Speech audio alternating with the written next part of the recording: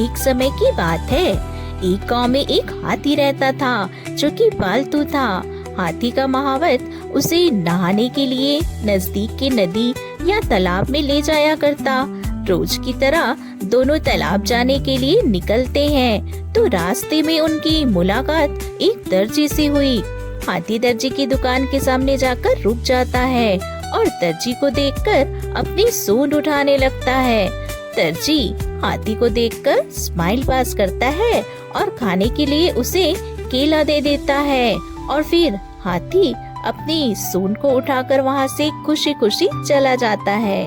फिर अगले दिन भी हाथी उसी दर्जी की दुकान के पास आकर रुक गया और दर्जी ने फिर से उसे कुछ खाने को दिया और हाथी वहाँ से सूंड उठाकर चला गया और इस तरह से हाथी और दर्जी की दोस्ती हो गई। यह सिलसिला कई दिनों तक चलता रहा। हाथी जब भी वहाँ जाता तो दर्जी उसे खाने को कुछ न कुछ देता और बदले में हाथी तालाब से लौटते हुए दर्जी के लिए एक कमल का फूल लाया करता था। लेकिन एक दिन दर्जी का एक ग्राहक के साथ झगड़ा हो जाता है जिसकी वजह से उसका मूड बहुत खराब हो जाता है। हमेशा की तरह जब हाथी और उसका महावत तालाब जाने के लिए निकले तो हाथी दर्जी की दुकान के सामने आकर रुक गया और उसने देखा कि दर्जी दुकान पर नहीं है तो हाथी ने कई बार आवाज लगाई। जब दर्जी बाहर नहीं आया तो हाथी ने कुछ खाने की चाह में अपनी सूंड को दुकान के अंदर रख दिया। दर्जी का तो मूड पहले से ही खराब हो रखा था क्योंकि उसका कस्टमर के साथ झगड़ा जो हुआ था।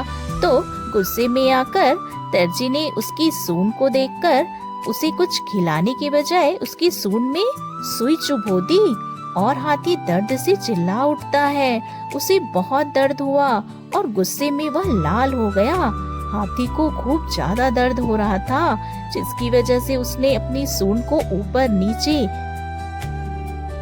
झटकने लगा और वहाँ से चुपचाप तालाब की ओर चला गया।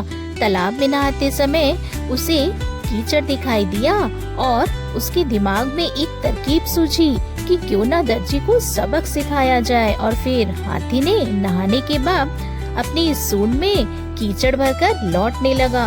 हाथी जैसे ही दर्जी की दुकान के सामने आया तो दर्जी को देखकर अपनी सूंड में भरा हुआ सारा कीचड़ दुकान के अंदर डाल दिया जिसकी वजह से दर्जी की दुकान में रखे सारे कपड़े खराब हो गए और दर्जी भी कीचड़ में नहा गया।